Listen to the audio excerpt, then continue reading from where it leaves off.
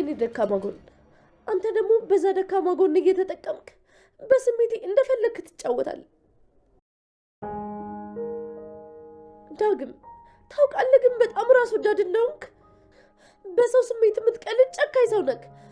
ደውለህ ስጠራኝ ምን ያክል እንደተደሰትኩ ብታውቅ ኖሮ በስሜቴ እንዴት እንደተጫወትክ ይገባ ነበረ። አንተ ደስ እንዲልክ ለአንተ ቆንጆ ሆኜ ለመታየት ምን ያክል ሰዓት እንደፈጀው ብታውቅ ኖሮ እንደዚህ አታደርግም ነበረ። ቆይ ይህን ያክል ምን አደረግኩ? ለምንድን ነው በስሜቴ እንደዚህ የምትጫወተው? ዳግም ቆይ ካልወደድከኝ ለምን አትሆኝም? በፍቅር እየተጠቀምክ አታቁስለኝ። ከዚህ በላይ ቆይ ምን ልሆንልህ? ይቅርታ ቃል። ለነገሩ አንተ የምታደርግ ቃል እውነቷን ነው። ለእናቴ ስል በጣም ራስ ወዳድ እየሆንኩኝ ነው። አንተንም ቢሆን የማትፈልገው ነገር ውስጥ እየከተትኩ ነው። ቃልንም በስሜቷ ላይ ተጫወትኩባት። ወይኔ ብሌን ምን እየሆንኩኝ ነው?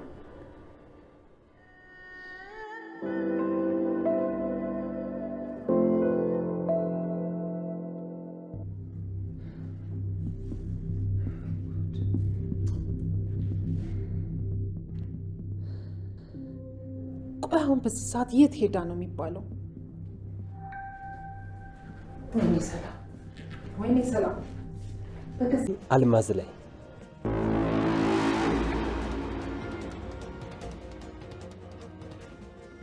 ዳግም ምን ማድረግህ ነው?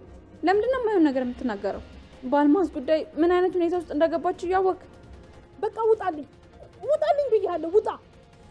እወጣልሻለሁ፣ ግን ራስሽን እንደ ጻድቃ ተመልከች። ወንድምሽን ብችል ከዚህ በላይ ባደርገው ደስ ይለኝ ነበር። እኔ እንደዚህ እንዲሰማሽ አልፈልግም ነበር። ኧረ እባክሽ ማነው ታዲያ እንደዚህ እንዲሰማኝ ያደረገው? ሁሉ ነገሬን ነው የነጠቅሽኝ፣ ፍቅሬን፣ ሰላሜን፣ ሁሉ ነገሬን ነው የነጠቅሽኝ ብሌን። ስለዚህ በህይወት እንድትኖሪ አልፈቅድልሽም።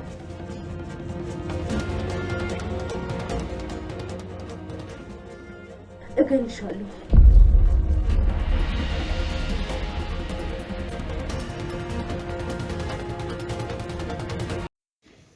ሰላም ሰላም ውዴ ቻናሌ ቤተሰቦች እንዴት ናችሁልኝ? እንኳን ወደ ሰብለይቱ በሰላም መጣችሁ። ደህና ናችሁ ወይ የኔ ተወዳጆች? እንዲሁም የአደራ ድራማ ተከታታዮች በአደራ ድራማ በክፍል 46 ላይ እንግዲህ ሰላም ዳግምን ከቤቷ እንዲወጣ ትዕዛዝ አስተላልፋበታለች። ይህ ነገር የሆነው ደግሞ እንግዲህ ቃል ሳታስበው በተናገረችው ሚስጥር ነው። ቃል ሳታስበው ሰላምን የምትናገረው ነገር ስታጣ ለሰላም ስለ ዳግም ተናግራ ነው። በዛ የተነሳ እንግዲህ አሁን ላይ ነገሮች ተባብሰው በጣም ብዙ ነገሮች ተደራርበው ዳግምን በጨለማ ከቤት አስወጥታ አባረዋለች።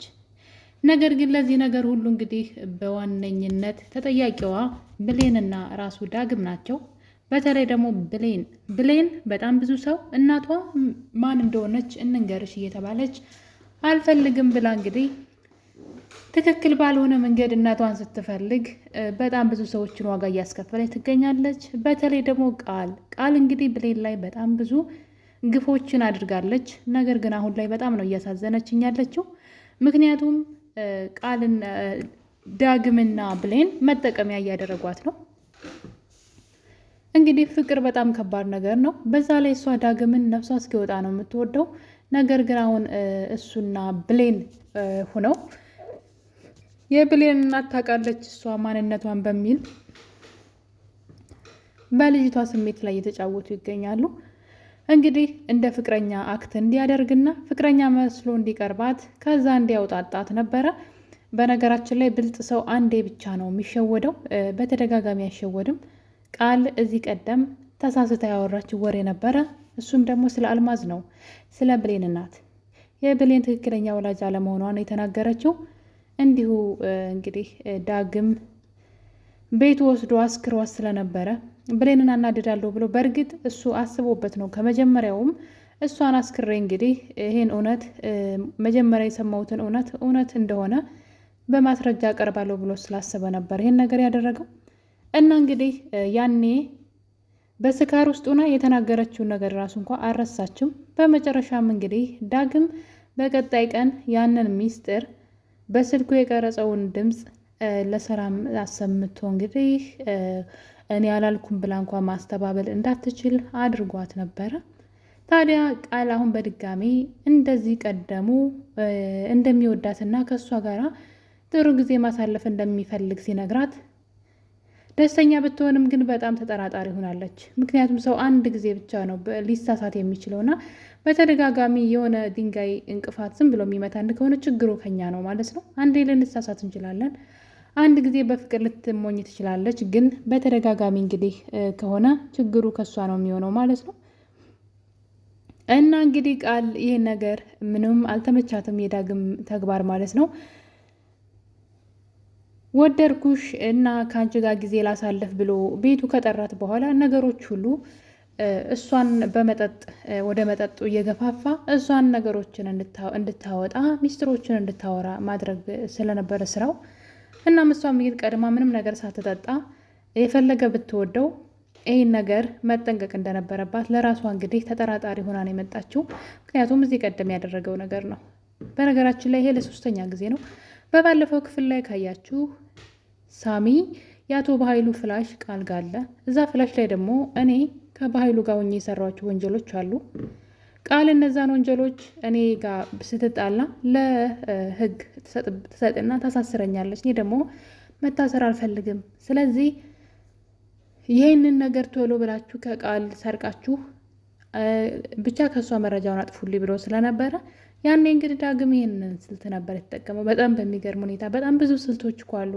ውጭን አብረን እንሄድ፣ ወክ እናድርግ፣ በጣም ብዙ መልካም ነገሮች አሉት። እሱ ግን የሆነ ሴትነቷን ነው መጠቀም የሚፈልገውና የሚፈልገውን ነገር ለማግኘት ደካማ ጎኗ እሷ እሱን ትወደዋለች እና እሱን ሲጠቀምበት እያየን ነው።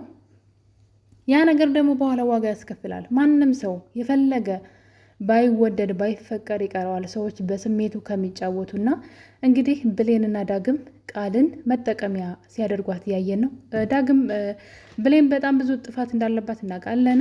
የብሌንን ሕይወት ቀምታ ሰላም ቤት ልጁና መኖሯ በጣም ብዙ ነገሮችን ብታደርግም ግን ገንዘብ ለማግኘት ያን ነገር ብታደርግም ግን እነሱ በእሷ ስሜት ሊቀልዱ ወይም ደግሞ የሚፈልጉትን ነገር ሊያሟሉ አይገባም ብዬ ነው የማስበው። እኔ ከቃል ጎን ነኝ በዚህ ነገር። ቃል በጣም ልቧ ተሰብሯል። በባለፈው ጊዜ ያን መረጃ ያጠፉት ልክ እንደዚሁ እንደሚወዳት ነግሯት ወደ ክላሱ ጠርቷት ነበረ። ደካማ ጎኗን እሱን ያውቃል በጣም እንደምትወደው። ስለዚህ እሱ ሲጠቀምበት አይተናል።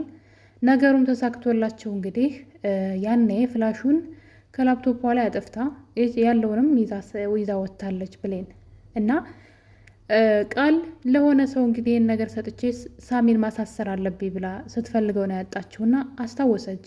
ያኔ ዳግም ወደ ክላሱ ሲጠራት ብሌን ደግሞ ወደ እሷ መኝታ ቤት ስትገባ የሆነ ነገር እንዳለ ጠረጠረች። ሆን ተብሎ ወጥመድ እንደሆነ ገብቷታል። እንግዲህ አስቡ፣ ነገሮች ሲደጋገሙ ምን እንደሚያመጡ፣ ምን አይነት መዘዝ እንደሚያመጡ አሁን ብሌን ያለችበትን ሁኔታ ማየት ይቻላል።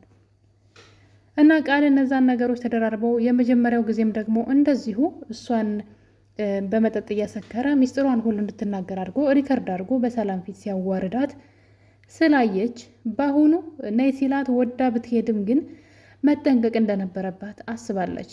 ልትናገር ጫፍ ደርሳ ነበረ። የብሌን እናት ማንነትን ልትናገር ብላ ነበረ። ነገር ግን አንድ ነገር አስታወሰች፣ እዚህ ቀደም ያደረጋትን ነገር።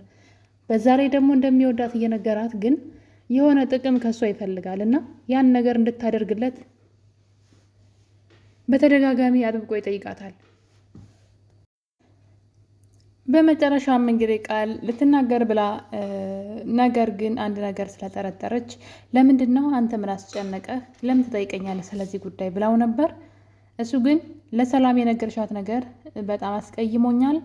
ከአንቺ ጋር በፍቅር እንድቀጥል ከፈለግሽና እንደወድሽ ከፈለግሽ ይሄን ነገር ንገሪኝ፣ ይሄ ለእኔ ያስፈልገኛል በማለት ልጅቷን ሲያስጨንቃት እሷም እንግዲህ ልወድህ ይችላል የፈለገ ቢሆን ግን አንተ በእኔ ስሜት እንድትጫወት አልፈቅድልህም ብላ እንግዲህ አልፈልግም ብላ ቃልን ገፍትራ ከምኝታ ቤቱ ትወጣለች። ብሌን በሰዓቱ በር ላይ ተለጥፋ ወሬ እያዳመጠች ነበረ እና ቃል ነገሩን እንደማትናገር ስታውቅ ተስፋ ቆርጣ በር ላይ እያለቀሰች ድንገት ሰላም ከምኝታ ቤቷ ትነቃና ቃልን ወደ መኝታ ቤቷ ሄዳ ብትፈልጋትም ልብሷን ቀይራ እንደወጣች ትመለከታለች። በመጨረሻም እንግዲህ ወደ በረንዳ ስትወጣ ብሌን ውጭ ላይ ቁጭ ብላ እያለቀሰች ነበረ እና ለምን እንደምታለቅስ እየጠየቀቻት እሷም ወላጅ እናቷ እንደናፈቀቻት ለሰላም እየነገረቻት ነበር። ሰላምም አይዞሽ ታገኛታለሽ ፈጣሪ ያለ እያለች እያለ ድንገት ቃል የዳግምን ቤት በር ከፍታ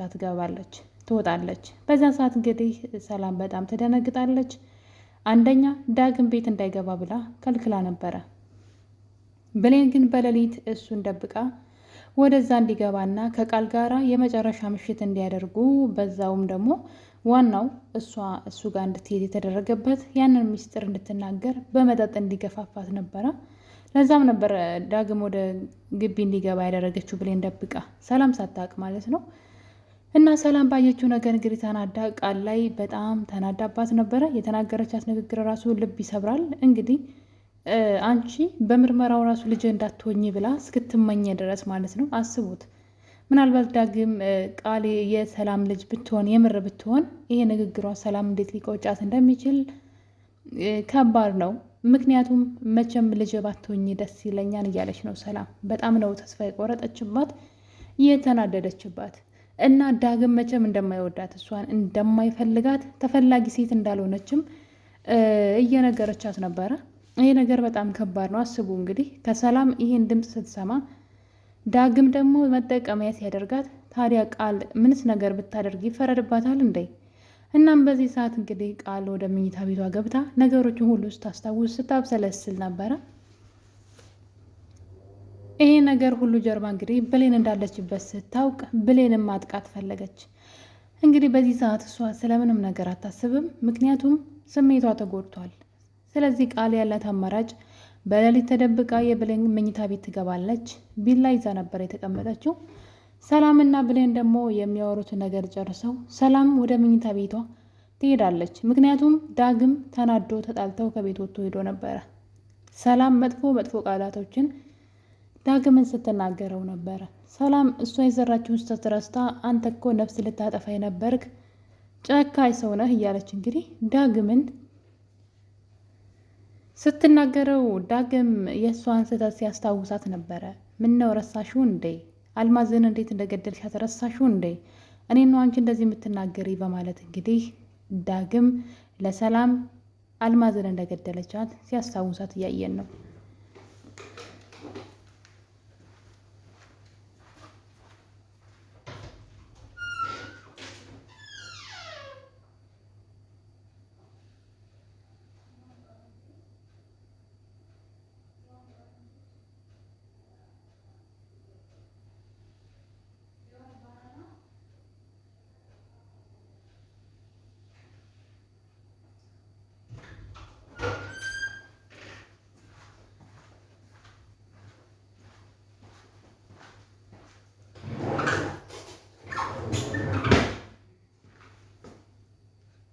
በመጨረሻም እንግዲህ ብሌን ከውጭ ወደ ክላሷ ስትገባ ነበረ። ቃል መኝታ ቤቷ ውስጥ ቁጭ ብላ ቢላ ይዛ ነበር የጠበቀች።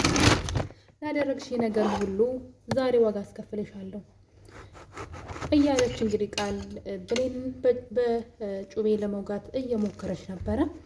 ነገር ግን ሰላም ሳሎን ቁጭ ብላ ዳግምን ለምን በዚህ ምሽት አባረርኩት ብላ እራሷን እየወቀሰች ስለነበረ እስኪ ብሌን ጋር ደውሎላት ከሆነ ሂጅ ልጠይቃት በማለት ሰላም ወደ ብሌን መኝታ ቤት ሄዳለች።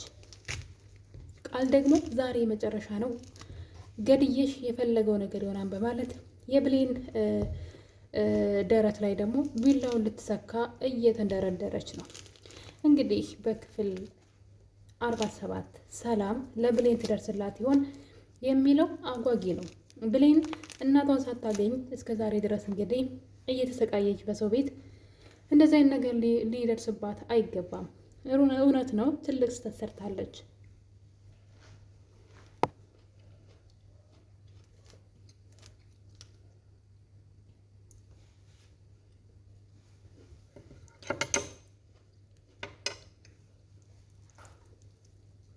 ሳሚ በተደጋጋሚ ስለ እናቷ ተናግሯል። ነገር ግን ማንም ሰው እያዳመጠው አይደለም። ለወይዘሮ ገነት ስለ እናቷ ነገራት።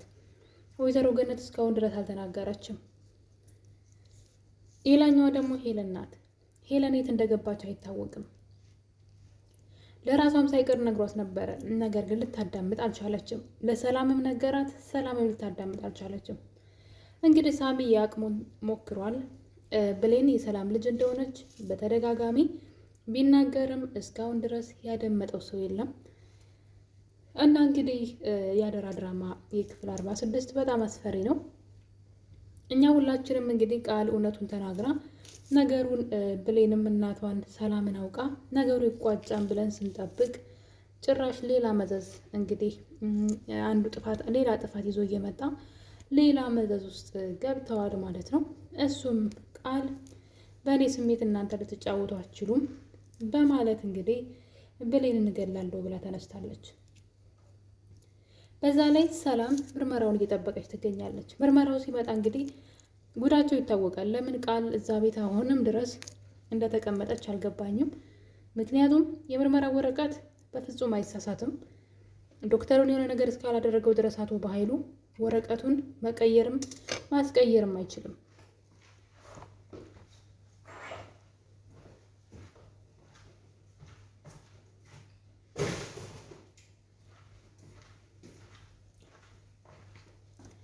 ይህ ሁሉ ርቀት እንግዲህ የተሄደው አደራ ድራማ ለዚህ ነገር ሁሉ መነሻው አቶ በኃይሉ ትንሽ ቁርራጭ ገንዘብ አገኛለሁ ብሎ በገዛ እህቱ ህይወት ላይ እንደዚህ እየተጫወተ ምን ያክል ርቀት እንደተጓዘ እንግዲህ ስንት ጥፋቶችን እንደጠፉ እስካሁን ድረስ ያቀደው ያሰበው የሆነለት ነገር የለም።